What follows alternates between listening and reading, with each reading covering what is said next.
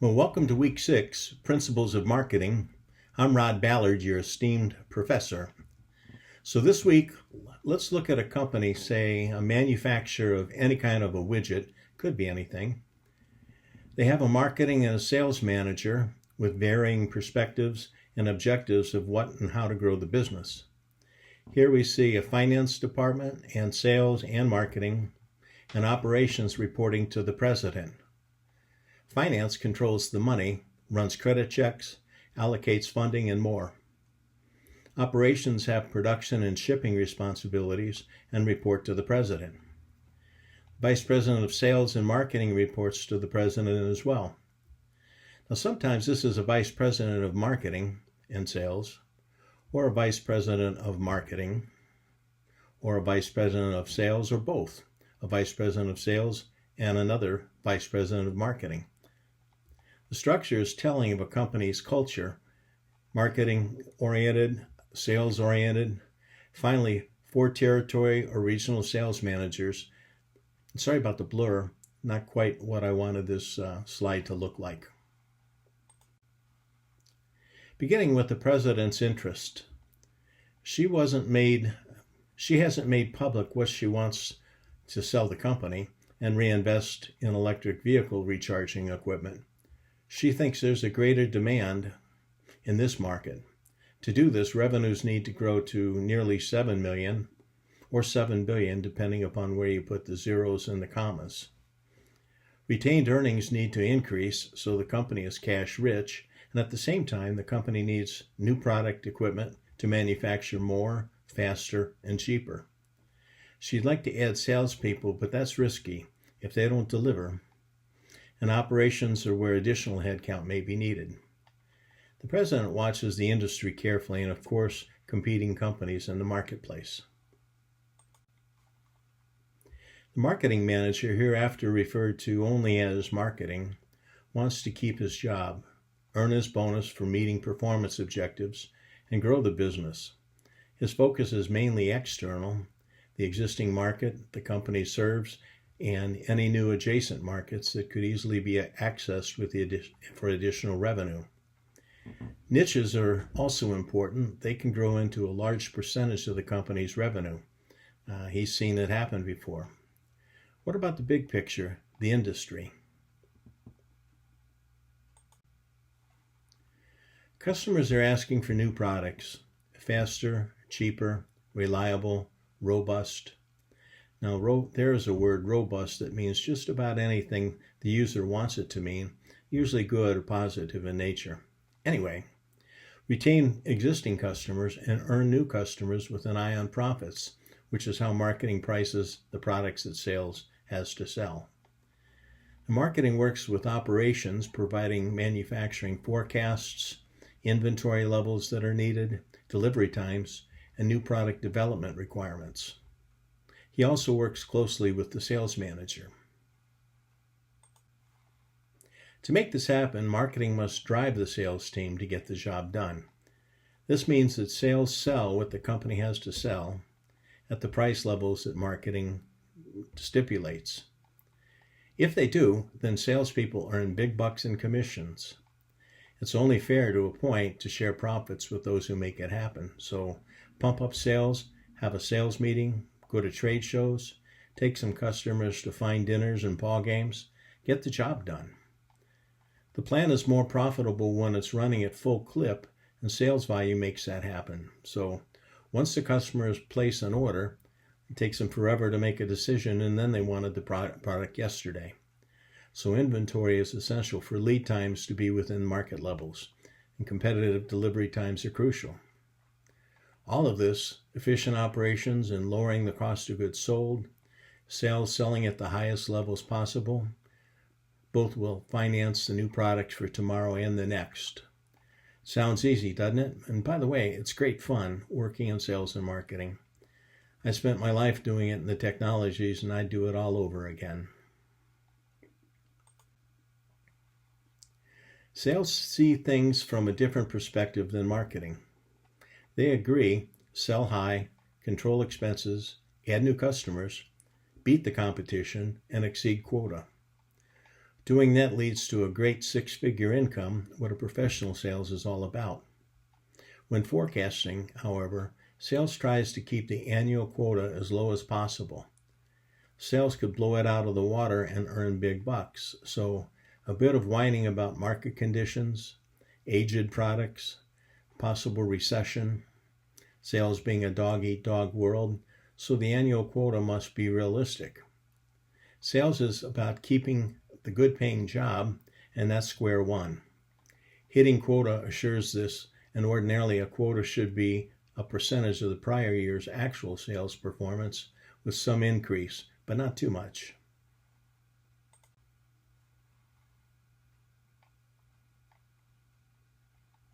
Sales must know who's buying.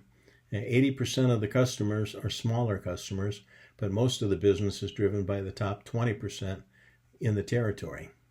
That's the 80-20 principle, and it holds true in sales. Projects are called bluebirds. They come out of nowhere sometimes, and one project could generate a lot or a year's worth of sales quota. They're competitive, they require a lot of time, and when the bids are opened, number two is only the first loser. It can't be number two. Having the resources to win the big orders is important to sales and the company. $1.8 million sounds fair enough. The year was good, but needed to be better from a sales perspective. The sales teams only sold 84% of their assigned annual quota. Not too shabby, but only the salesperson in Region 4 hit their number and earned a nice commission check.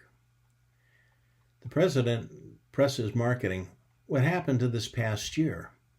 Marketing replies, "The sales guys didn't get the job done. Close. It was only good in hand grenades and horseshoes."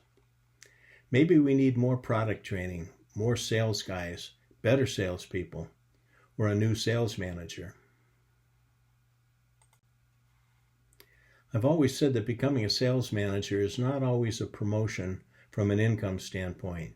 You have to be careful with what you ask for. You might get it. The sales manager's quota is frequently the sum of the salespeople's quota. So if a salesperson gets sick or leaves, the sales manager seldom gets relief from what is expected of him, the total sales quota. An intelligent manager takes the sales quota at the beginning of the year, he adds 30%, and then distributes that number across the sales team. This way, if one region is anemic or a project doesn't come through, there's a buffer to ensure that sales hits the number and exceeds quota. I found that a sales manager's job also often comes with an hourglass. The life expectancy of many sales managers is about 2 years, or when the sand runs out. The president isn't happy, so she rejiggers the numbers for operations and marketing. She still doesn't broadcast her intent to sell the company, but it is foremost in her mind. She needs $7 million in annual revenue, that is sales, to position the company for sale properly. So she pushes marketing to lean into sales. People are ordinarily motivated by gain or loss. Make sure that sales is motivated to earn big bucks, or they can find another job.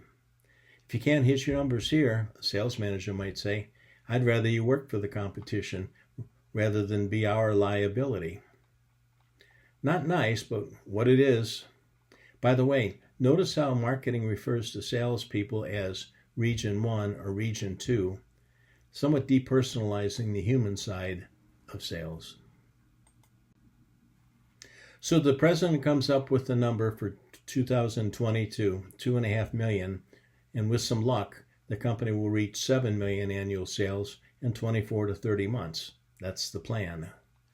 Marketing takes the president's $2.5 million number and adds a couple $100,000 for protection. Good measure. Sales can handle it. Look at the year-over-year increase from 21 to 22. 179%. Sales argued with marketing that this number penalizes sales guys. They aren't likely to reach their number or their quota with a 79% increase. This was settled upon, though, and the quota for 2022 was well over $3 million in sales revenue. Reach out for reality as a sales manager's goal when establishing sales goals. So the sales argument went like this. Take 2021's numbers, finishing numbers. The goal was 1.8 million, but the actual was 1.5 million. Take the difference, 900,000, and divide it in half, and add 1/2 of that back, or 450,000, to 2021's actual sales numbers of 1.5 million, and settle on a $2.7 million number.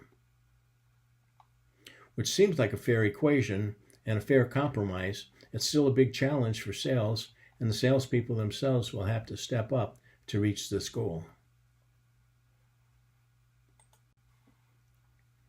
Another disappointing year. The president isn't happy, nor marketing, nor operation, and most of all, nor is sales. A real come-to-Jesus meeting is needed. Are the president's expectations real, attainable in the time she wants to sell the company? Is marketing riding sales too hard and not giving them the collateral, the tools needed to get the job done?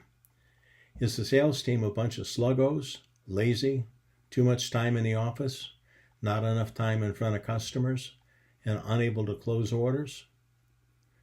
What's our sales manager doing with their time? They should guarantee we get the job done by helping the salespeople meet their quota, often turning into a salesperson themselves and start calling on customers in the vacant region where Ringo had been. Something has to give. And what gives is either A, the president, marketing, and other managers to become realistic with the sales quota. The determination of quota can be top down or bottom up. The bottom up is the sales manager and the sales team looking at sales opportunities in the territories and determining what kind of outreach volume can be earned in each region. It has to be outreach, stretch, but it also has to be attainable.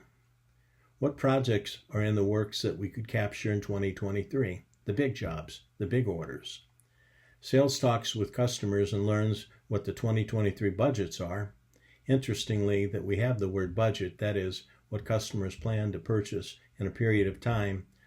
And these days they call it the spend. What's your spend? Sounds dumb to me. We already had a word called budget or requirements. Anyway, sales come up with a number that represents growth and outreach and is predicated on no turnover and having the right products priced right, good delivery schedules, and good quality control. And after all, marketing gives sales a quota, a mandate, a big number in most instances that is not based on what is likely to be earned by the sales team. It's top-down budgeting. Sales manager is right in saying, why not just give me the blasted number and save me and my sales managers the time, useless effort in determining what is most likely to sell in our territories. Sales want to say this, but in most instances they do not. This is a classic sales and marketing tension. They both need each other. Marketing can't do make-a-wish budgeting, and sales can't sandbag to increase their over-quota earnings. You know, those Chinese stretch toys that you put over your finger, and then you place over a friend's finger, and as you pull, the toy tightens up. The harder you pull, the tighter it gets, and neither of you can get it off. If you don't, Google it, you'll see what it is, but the illustration is the same. Sales and marketing are in lockstep with one another. And this leads us to 2023 budget. Note $2.7 million was marketing's budget for 2022, and sales delivered about $1.75 million, almost $1 million short of budget. Now marketing is planning to add more, still another $2.4 million. Poor Elton might not stand a chance with a 280% increase year over year, or he's an A player and he gets the job done, one or the other. We wonder why salespeople are tempted to exaggerate claims or make promises they can't deliver on, or outright lie, anything to win an order, to achieve the number, and to keep their jobs. It's a rat race sometimes, but great fun, particularly with a good company, with in-demand products that serve customer needs, are priced to sell, And the expense budget allows for wining and dining customers, so to speak, ball games, rounds of golf, meals at restaurants that few salespeople can afford on their own nickel, and bonus checks that pay bills. They get kids through college and they get married, vacations, a remarkable life by getting the job done and earning what can be earned from serving customers. I'll tell you where Jesus is in all of this. As a follower of Christ, they prayed about this job before taking it in faith that the Lord would be with them every day, leading them into opportunity. I used to pray, Lord, you lead me into opportunities to serve these customers and make sales, and I'll give you all of the glory to you when success follows. He did, and I did. Great fun, a lot of pressure sometimes. The checks were rewarding, gave to our local church as I should, and when people congratulated me on hitting my numbers or leading in sales, I said and still say, the Lord is the one who leads me into opportunity, who provides me guidance, wisdom, all my needs to achieve what He's called me to do. Sounds like a pipe dream to some people, and some nod, and others ask me to tell them more. And that is what sharing Jesus Christ is all about. Yes, Psalm 1 success, and in Christ forever.